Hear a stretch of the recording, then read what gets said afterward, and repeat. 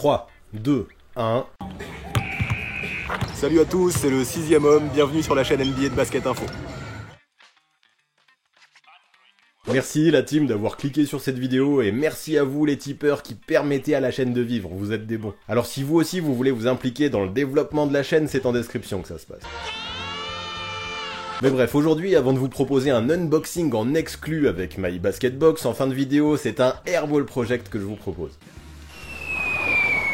Et ouais, vu que je sais que vous kiffez ça, et vu que je sais que la draft approche à grands pas, j'ai décidé d'enchaîner. Alors du coup, faut savoir que j'ai déjà étudié pas mal de prospects de cette cuvée, dans l'ordre LaMelo Ball, Killian Hayes, Théo Malédon, Obi Toppin, Deni Avdija, Anthony Edwards, James Wiseman et R.J. Hampton. Ouf. Ah, ça fait un bon tour déjà quand même, et il t'en reste des mecs intéressants? T'imagines même pas, il y en a encore des tonnes qui me hype, et vous aussi d'ailleurs, vu tous les noms que vous me mettez à chaque fois en commentaire. Là, parmi ceux que je n'avais pas fait, il y en a un qui est revenu régulièrement, Cole Anthony. Alors let's go, c'est bien lui qui va passer sous ma loupe aujourd'hui. Petite parenthèse par contre, en vrai je ne sais pas trop quand l'arrêter cette playlist, je ne sais pas trop quand est-ce que vous estimerez que j'aurai fait le tour. Mais écoutez, tant que vous me mettez plein de pouces bleus et que vous me mettez plein de noms de la QV 2020 en commentaire, pourquoi stopper je me dis? Pourquoi ne pas m'essayer à une mock aussi quand approchera la draft? Tout ça c'est des sujets que j'aime beaucoup, qui me hype vraiment, mais pour savoir si je vais les faire, j'ai besoin de vos retours un peu, donc je compte sur vous la team. Parler des futures pépites de la ligue, pour moi c'est passionnant, j'ai pas de limite, donc vous savez quoi faire. Posez vos plus beaux pouces bleus. Je crois qu'ils ont capté, ouais, et du coup tu vas t'y prendre comme d'hab? Comme d'hab, ouais, d'abord je vais présenter Cole Anthony, ensuite j'évoquerai ses forces et ses points à taffer, puis je mixerai tout ça pour conclure.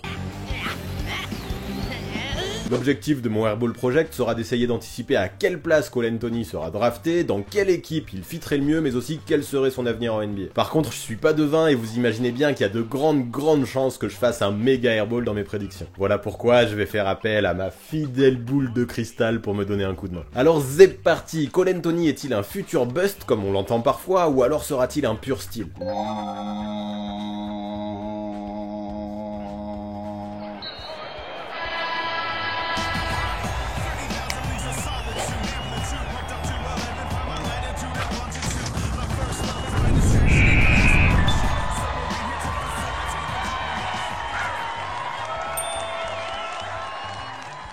Pour commencer, il faut savoir que Cole Anthony est le fils de Greg Anthony. Si vous êtes un peu old school comme moi, ou alors fan des Knicks, je suis certain que vous connaissez ce gars qui a passé 11 saisons dans la ligue. De toute façon, même si ce nom ne vous dit rien, dites-vous que le meneur a connu une très belle carrière dans la ligue. Et surtout, le rejeton a eu l'occasion de pouvoir découvrir très vite ce que c'était un environnement pro. Faut dire aussi qu'il a eu droit d'être entouré par des entraîneurs perso très vite, comme Steve Harris notamment, qui a été le mentor de Kemba Walker par exemple, rien que ça. Alors pour info, sachez que Cole Anthony est né le 15 mai 2000, qu'il a passé son adolescence à Manhattan et qu'il est vite devenu une star de la balle orange partout où il a évolué. Il apparaît même dans un documentaire consacré aux jeunes ballers à seulement 11 ans. En high school, finalement assez logiquement, il prend pour son année senior la direction de la très célèbre Oak Hill Academy. Et là-bas, lycée célèbre ou non, il continue à tout péter.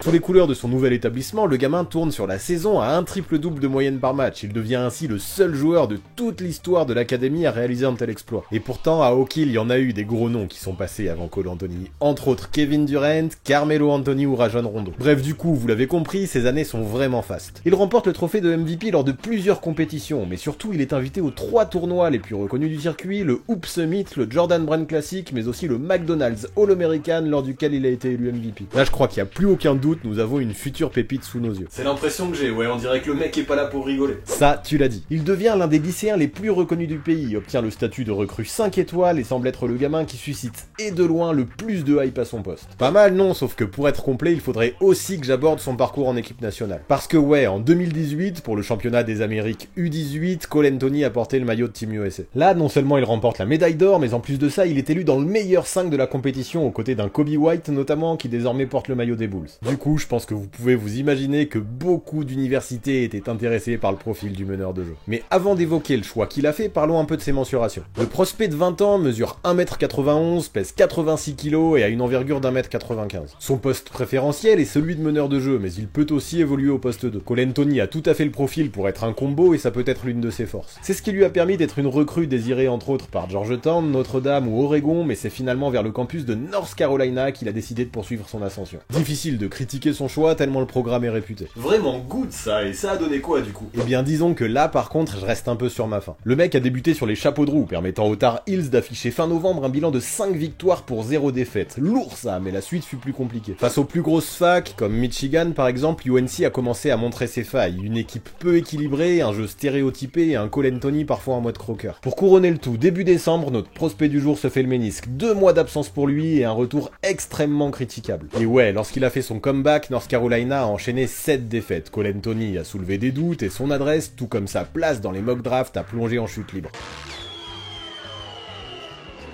Alors que tout le monde le voyait dans le top 3, voire le top 5 au pire à sa sortie du lycée, plus personne n'envisage ça désormais. Regardez plutôt comment les principaux médias envisagent son pic. Le moins que l'on puisse dire, c'est que tout le monde est partagé. Si certains comme Slam ou le Bleacher Report sont optimistes et le voient dans le top 7, ce n'est pas du tout le cas de Tank Caton ou de NBA Draft Room qui l'imagine choisi à la 20ème place. C'est chaud. Alors qui a tort, qui a raison? Je n'ai aucunement la prétention de dire que je détiens la vérité, mais on va essayer de s'en approcher au maximum. Pour ça, du coup, comme prévu, on va aborder les forces de Cole Anthony, mais aussi tous les points qu'il a à travailler. Donc pour commencer, je veux parler de son handle, car ouais, vous vous en apercevrez très vite, Cole Anthony est un sacré dribbleur. Dans son répertoire, il a tout, les hésitations, les crosses, les in and out, tout ça des deux mains, ce qui lui permet de partir des deux côtés. Franchement, ça a un côté assez incroyable, ça tue. Le môme est rapide, agile, fluide et arrive constamment à se mettre dans le bon rythme pour dégainer ensuite. Vraiment, moi, ce côté-là, ça me fait kiffer. Son équilibre est bon, son centre de gravité est bas, et clairement, il peut mettre beaucoup de monde dans le vent en 1 contre 1 grâce à ses moves. C'est fort appréciable pour ceux qui, comme moi, adorent les serial crossers. C'est un régal à observer. Yummy, yummy, yummy, I got love in my tummy. Puis ce qui est cool, et heureusement d'ailleurs, c'est qu'il ne dribble pas dans le vent. Son handle lui permet également d'être une vraie machine au scoring. Cole Anthony est un incroyable créateur, pour lui-même possédant une dextérité largement suffisante pour se créer des espaces face à n'importe qui ou presque. Sa capacité à jouer en ISO est assez létale. Scorer en pull-up après quelques tricotages est vraiment un truc qu'il fait à merveille, son sens du panier est d'ailleurs assez dingue. Et quand je dis ça, je suis très sérieux. Même quand il est bien défendu, le gamin est capable de rentrer des tirs assez inimaginables, en total déséquilibre. Puis parlons de sa panoplie aussi dans ce genre de situation, elle est assez phénoménale. Le mec adore se mettre dans le rythme après un petit jab step, c'est un de ses moves signature. Puis cerise sur le gâteau, en parallèle, Anthony sait très bien profiter des écrans. Sur pick and roll, en tant que porteur de balle, il peut se montrer très dangereux et saura sanctionner tous les défenseurs qui ne le respectent pas assez. Ça fait pas mal déjà tout ça, vous en voulez encore? Grâce à sa rapidité et son handle, il arrivera souvent en avance et saura très bien profiter des failles de la défense avant même qu'elle n'ait le temps de se mettre en place. Tout ça forcément, notamment sur contre-attaque, c'est très utile. Parce que ça coule de source, quand tu arrives constamment avant tes vis-à-vis et que tu es explosif, tu t'offres des points super faciles en transition. Donc voilà, je crois que vous avez capté le bail. Si vous voulez du scoring, Cole Anthony est un client. Oui, d'accord, sauf que le basket c'est un sport co et le scoring c'est pas que de l'ISO. T'as tout à fait raison, et sache justement que Cole Anthony se débrouille très bien en catch and shoot également. Il est un gros scoreur au périmètre qui sait très bien se démarquer pour prendre les écrans, ça lui permet d'obtenir des positions favorables et ça déjà c'est une étape importante. Sauf que tu t'imagines bien, ça ne suffit pas, et malgré une mécanique assez lente, tout ce qu'il fait est super propre. Il prend son temps pour poser de bons appuis, un geste limite irréprochable et surtout il a un excellent range. Donc franchement, pour ce qui est du scoring à moyenne et longue distance, Cole Anthony est une machine.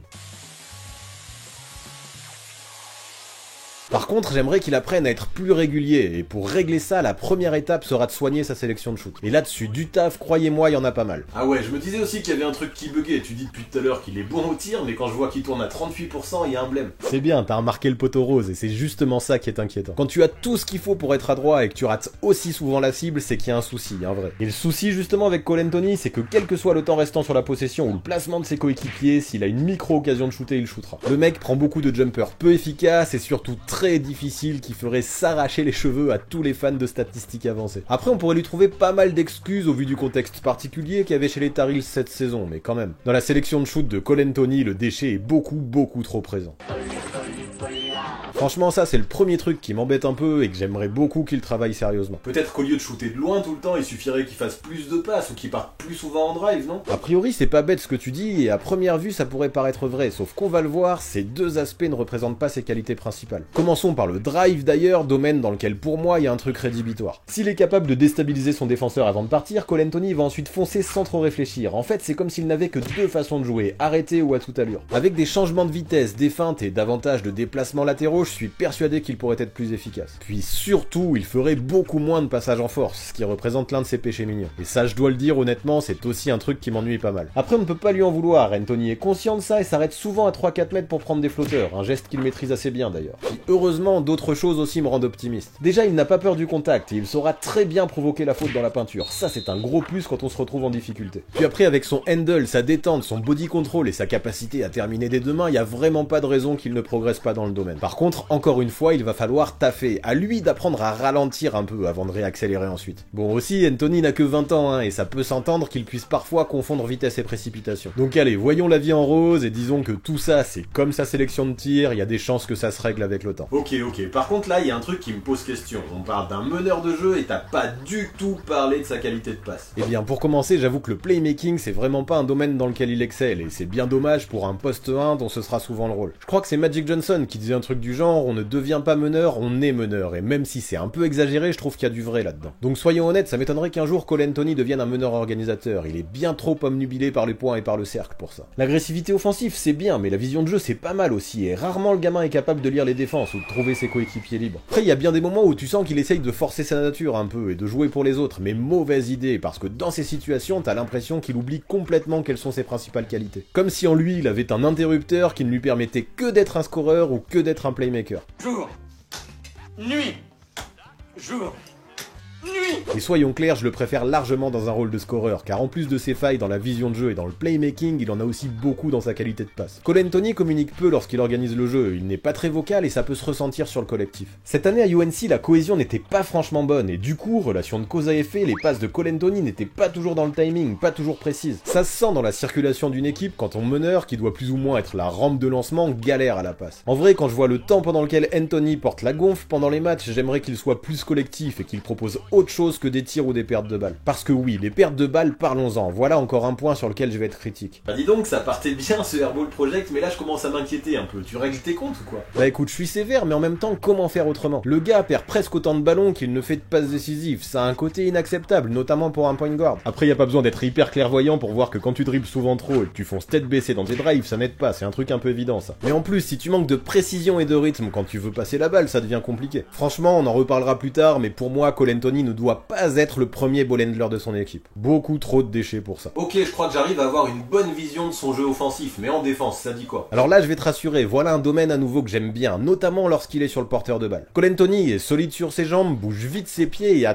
toujours les mains actives. Régulièrement, ça engendre des interceptions. Comme je le disais, il n'a pas peur du défi physique, il sait utiliser son torse et toutes ses qualités lui permettront de mettre en difficulté des meneurs même plus carrés que lui. Bon après, si je suis tatillon, je peux souligner quand même qu'il a du mal en pick and roll, notamment parce qu'il n'est pas vraiment en capacité de switcher. Autant les postes 1, même plus physiques, je pense qu'il pourra les limiter, mais à partir du poste 2 ou du poste 3, je pense que ça deviendra vraiment compliqué. Mais c'est pas grave, malgré ce point qui peut paraître embêtant, je l'admets, Cole Anthony, par sa faculté à rester tout le temps sur son adversaire, est un très bon défenseur sur le porteur. Puis je ne vais pas m'arrêter à ça, car loin du ballon aussi, notre prospect du jour est efficace. Autant en attaque, sa lecture du jeu peut paraître suspecte, autant en défense, son anticipation est remarquable. Le mec sait se placer sur les lignes de passe, même si des fois il prend un peu trop de risques à mon goût, mais pour moi ce n'est pas le principal. Parce que ouais, en fait, Cole Anthony est hyper bon en aide, notamment du côté faible. Quand il y a un drive, il saura toujours venir compenser, et 2 ou 3 fois il a posé des contres assez hallucinants. Moi je trouve ça vraiment cool qu'un meneur de jeu comme ça puisse avoir un côté rim protector. Toutes ces raisons font que pour moi, Cole Anthony sera un potentiel très bon défenseur en NBA, et ce malgré son incapacité à switcher. Dommage quand même pour les switches, notamment dans la NBA d'aujourd'hui, mais dans la défense, faut avouer qu'il y a de la lecture bien sûr, de l'anticipation, des fondamentaux, mais aussi de l'envie et du mental. Tout à fait, et parlons-en de son mental, le mec fait kiffer de ce côté-là. Il est un gros compétiteur, spécialiste des hustle plays. Même quand le match était perdu pour les Tar Heels, même quand l'adversité était trop forte, Anthony se battait jusqu'au bout, prêt à plonger partout, quitte à se faire mal. Dans la difficulté, par son intensité, le gamin est capable de redonner un gros coup de boost à sa team, et ça pour moi c'est un truc énorme. Mieux encore, malgré sa taille et son poste, notre gars est un excellent rebondeur, parce que ouais, quand on le veut vraiment ce ballon, on part avec une longueur d'avance sur tous les autres. Mais y a pas que dans le hustle que son mental le porte. Qu'on aime ou qu'on n'aime pas, Cole Anthony offensivement a le feu en lui, il fatiguera les défenses en se montrant constamment agressif dans le scoring. Le mec joue avec ses tripes, avec ses émotions, il est dur, il n'a pas peur du contact, et c'est ça qui fait un vrai mental de winner, il ne lâchera jamais sa team. Le mec connaît les domaines dans lesquels il est bon, il a confiance en lui, et perso, si j'étais coach, je n'hésiterais absolument pas à lui filer les shoots décisifs. Je trouve que tout ça c'est un énorme point positif, d'autant plus que s'il a le mental, il y a encore moins de raisons qu'il ne progresse pas, ton gamin. C'est clair, surtout que j'ai lu à peu près partout que son éthique de travail était irréprochable. Cole Anthony a à cœur d'atteindre le plus haut niveau possible, et pour ça il semble prêt à suer. Mais bon là je pense qu'on en a assez dit sur son jeu, donc il est temps de faire un bilan. Cole Anthony est un joueur qui divise et je comprends pourquoi. Si son potentiel au scoring est complètement ouf, son manque de playmaking peut inquiéter. En attaque, le gars ne crée pas assez pour les autres pour être un vrai poste 1, et en défense, malgré toutes ses qualités, j'ai encore du mal à l'imaginer efficace face à des postes 2. Du coup, il y a un côté paradoxal qui peut être assez embêtant. Alors là, je le sens mal, il possède toutes les caractéristiques du combo board qui va être un bust. Là-dessus, c'est vrai que t'as pas tort, mais pour moi, il y a quand même quelque chose qui rend Cole Anthony différent de tous ces mecs qui ont échoué. Ok, c'est un super scoreur, mais peu importe, des mecs qui tricotent et qui peuvent marquer des paniers, on en trouve partout sur tous les playgrounds US. Non, ce qui fait que le meneur du UNC a quelque chose de spécial pour moi, c'est sa défense, mais aussi son mental. Je pense qu'à partir du moment où il prouvera qu'il est capable d'éteindre le meneur adverse et où il continuera à montrer une dureté irréprochable, il aura du temps de jeu où que ce soit. Franchement, je ne veux pas comparer Cole Anthony à aucun de ses arrières, tu sais que j'aime pas ça. Mais regarde, prends des gars comme Damian Lillard, Jamal Murray ou encore Allen Iverson et tu te rends compte qu'il y a une place comme ça en NBA pour les scoreurs qui sont morts de faim.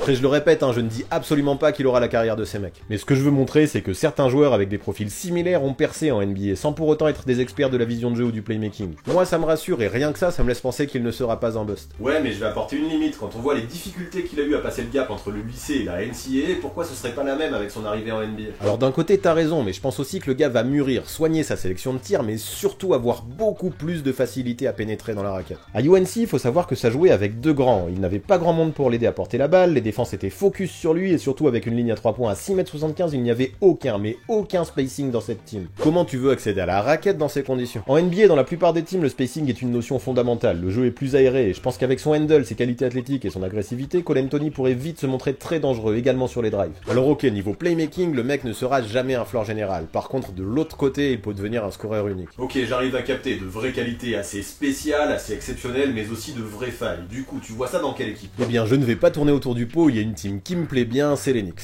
Je trouve que Cole Anthony et RJ Barrett sont bourrés de talent et à terme, ils pourraient devenir ultra complémentaires. Bon, il va en falloir du temps pour ça et Tom Thibodeau aussi aura sa part de responsabilité. Il devra trouver de bons systèmes s'il veut éviter le mode arrosage. Mais quand je vois que Barrett peut porter la balle, scorer de près et s'écarter, moi ça me va pour jouer avec Cole Anthony. Le Canadien pourrait clairement aider le meneur de North Carolina à la création en attaque et s'occuper des postes 2 en défense. Pendant ce temps, Anthony, lui, aura tout le loisir d'éteindre le poste 1 adverse. Alors ok, ça va manquer de qualité à la passe, mais là-dessus, je laisse à Tibbs la responsabilité de la circulation de balles. Ouais, pour ça, je me dédouane. D'accord, mais est-ce que tu es sûr que faire revenir un mec dont le nom est Anthony au Madison Square Garden, c'est une bonne idée? Elle est facile, celle-là. Moi, ce que je retiens, c'est que le meneur semble avoir le mental, mais aussi l'envie de jouer à New York, et ça c'est un très bon point. J'ai été fan des Knicks pendant un moment, j'apprécie cette équipe et je pense qu'il pourrait avoir besoin d'un meneur scoreur comme moi. En plus, si ça arrive, j'aurai l'occasion de jouer devant mon petit frère qui habite toujours à Manhattan, ce serait cool. Honnêtement, tout ça me hype bien pour les Knicks, mais reste à voir si ça peut coller avec la draft. Et en fait, pas trop, quand je vois que les New-Yorkais disposent des choix 8 et 27, tout me paraît plus compliqué. Le choix 8, ça me semble un poil haut pour Cole Anthony, après faut voir, on sait jamais. Mais surtout, le choix 27 est beaucoup trop bas, jamais il descendra jusque là. Je vais vous le dire, ça m'étonnerait beaucoup que Cole Anthony plonge en dessous du 15e pick de la draft, et si ça arrive, il pourrait être le style de cette cuvée. Mais bref, revenons aux Knicks, et à moins d'un trade ou d'un vrai pari avec leur pick 8, ça me paraît peu probable qu'ils puissent récupérer Cole Anthony. Par contre, quand je regarde la liste, à la place 14, je vois les Celtics, et même le fit me paraîtrait moins bon que chez les Knicks, ça me semble pas mal. La maison verte aime les mecs qui défendent dur et sont prêts à mettre leur trip sur le terrain. Au sein d'un collectif comme celui de Brad Stevens, je pense que Cole Anthony pourrait tout à fait s'épanouir en sortie de banc, derrière des joueurs comme Kemba Walker et Marcus Smart. Il pourrait apporter un profil différent et servir de solution quand l'attaque s'enraye, comme ce fut le cas en playoff par exemple à certains moments face au Heat. Donc ouais, Boston avec le pick 14, c'est une idée que j'aime bien. Quoi qu'il arrive, et sans parler de me mouiller, pour Cole Anthony, le contexte sera bien plus important que la hauteur du pick. Le numéro avec lequel tu es choisi ne veut rien dire, je préfère être drafté avec le 17e choix dans une bonne situation plutôt que d'être pris en 7e dans un contexte où je n'aurais pas ma chance. On peut le comprendre. D'accord, et tu le vois comment toi du coup, l'avenir de Cole Anthony dans la grande ligue? Steal or bust? Eh bien disons que dans une équipe comme les Knicks, je pense qu'il pourrait être directement titulaire. À Boston par contre, il sortirait du banc, mais peu importe, ça ne change rien à ma vision. À terme, grâce à ses talents de scoreur, sa dureté défensive, mais aussi sa force mentale, je le vois bien obtenir un vrai rôle en NBA. S'il progresse dans ses choix offensifs, il pourrait même répondre aux attentes datant du lycée, en devenant une option 2 ou 3 en attaque et être un vrai style de cette cuvée de draft. A l'inverse, s'il mûrit avec difficulté et qu'il ne progresse pas trop, je pense qu'il disposera quand même de suffisamment de qualité pour obtenir au minimum un rôle de dynamiteur en sortie de banc. Croyez-moi, même un rôle comme ça, c'est déjà pas mal, et c'est pour toutes ces raisons que ma boule de cristal est catégorique. Il y a bien plus de raisons qu'il faut que Cole Anthony a beaucoup plus de chances d'être un style qu'un bust dans cette cuvée de draft 2020. Voilà pour ce qui est de Cole Anthony, voilà pour ce qui est de mon 9e prospect de la QV 2020 étudié de la sorte. Est-ce que ça vous a plu? Est-ce que vous kiffez son profil? Et surtout, selon vous, dans quelle équipe Cole Anthony et son jeu atypique fiteraient le mieux? Dites-moi tout ça dans les commentaires, ça m'intéresse. Mais avant de vous laisser, je vous avais promis un unboxing, celui qui se fait en partenariat avec MyBasketBox, et j'avoue qu'il me rendait particulièrement curieux. Donc on revient un peu dans le passé, le jour où j'ai reçu leur colis, et c'est parti. Flashback.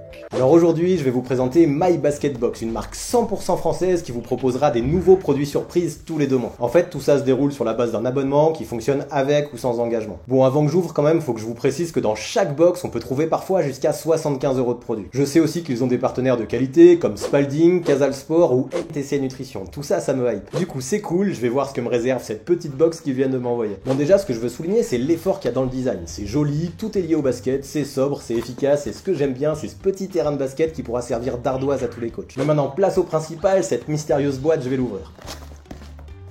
Alors, bon, déjà des chaussettes de sport, elles ont l'air à la fois légères et renforcées, à mon avis c'est vraiment l'idéal pour porter dans des pompes de basket. Cadeau cool, ça fait plaisir. On enchaîne maintenant avec un petit poignet Nike qui sera super utile pour essuyer la transpiration sur le front, moi qui sue pas mal, ce sera encore très utile. Ensuite une bombe de froid de la marque Kipsta, l'essentiel quand on fait du sport, notamment du basket, on a toujours un doigt qui part, une cheville qui tourne, avec ça en 10 secondes on met du froid et ça soulage la douleur. Ça c'est vraiment le truc à avoir constamment dans son sac de sport quand on fait du basket. Pour enchaîner, une gourde bleue de la marque Nike. Ça c'est un truc, quand je vois le nombre de bouteilles en plastique qu'il y a dans les poubelles, dans les vestiaires, à chaque fois que je finissais un match de basket, ça me rendait ouf. Avec les gourdes, moins de gaspillage plastique, beaucoup plus d'hygiène, franchement ça aussi c'est un truc à avoir dans son sac. Ça, je valide à 1000%. Ensuite, une corde à sauter. Je pense qu'ils savent que j'essaie de me préparer tous les matins, là, du lundi au vendredi en ce moment.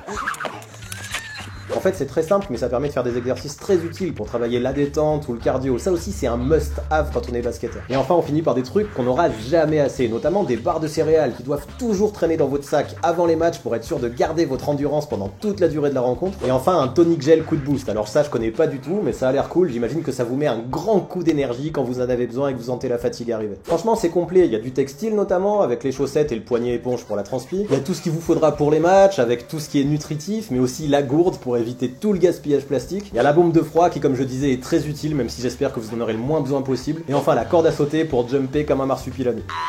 Franchement, c'est vraiment cool cette box, et ce que j'ai vraiment kiffé, c'est le côté surprise. Je savais pas du tout ce qui m'attendait avant de l'ouvrir. Tout est lié à la pratique du sport, on s'en doutait, et tout ce qu'il y avait, c'est en mode must-have pour tous les basketteurs. Puis sachez aussi que pour l'instant, c'est le timing spécial pour commander. En ce moment, il y a des offres qui vous permettent d'avoir votre première box à 14,90 €. Pour un truc qui pourrait mélanger jusqu'à 75 € de produits, à mon avis, ça vaut le coup. Puis j'ai un petit tip à vous donner aussi, mon petit doigt me dit qu'il propose une box spéciale pour Noël. Évidemment, je fais pas partie de la confidence, je ne sais pas encore ce qu'il y aura dedans, mais de ce que j'ai entendu, c'est du très très lourd. Du coup, pensez à vous abonner avant Noël ou à faire des cadeaux à vos proches basketteurs. Bref, là je crois que vous savez tout, il y aura toutes les infos nécessaires pour les suivre dans la description de la vidéo, et forcément leur site est encore plus complet que tout ce que j'ai dit, donc je vous invite à aller voir. End of flashback. Donc voilà pour ce qui est de MyBasketBox, et puis vous savez, vu que je vous aime bien et que je fais rarement les choses à moitié, j'ai aussi un code promo rien que pour vous. Du coup je l'affiche en bas là, et il faut que vous sachiez qu'il vous filera 15% de réduction sur toute votre commande, pas mal non? Par contre dépêchez-vous, même s'il n'y a pas encore de date précise, tout ce qu'on sait c'est qu'il est limité dans le temps. En tout cas vous le savez, pour suivre le reste de l'actu NBA, pour débattre avec la commu ou découvrir mes all-time teams, c'est sur Basket Info, Discord et Instagram que ça se passe, je mettrai les liens de tout ça en description. Et pour finir, vous connaissez les bails, abonnez-vous à la chaîne, mais aussi activez la cloche pour recevoir les notifications. Après c'est pareil, si vous voulez que je continue les Airball Project, mettez-moi un pouce bleu aussi, comme je le dis souvent, c'est mon principal moyen d'évaluer votre niveau de kiff, c'est important. Puis n'oubliez pas aussi, c'est très utile, mettez-moi le nom du prospect de la QV 2020 que vous voulez que j'analyse, je choisirai comme d'habitude parmi les plus cités. Ça en fait des choses à réaliser, mais tout ça c'est super important, et puis si vous voulez faire le grand chelem et que la vidéo vous a plu, vous pouvez toujours me faire un tip. Bon là je sens que je parle trop,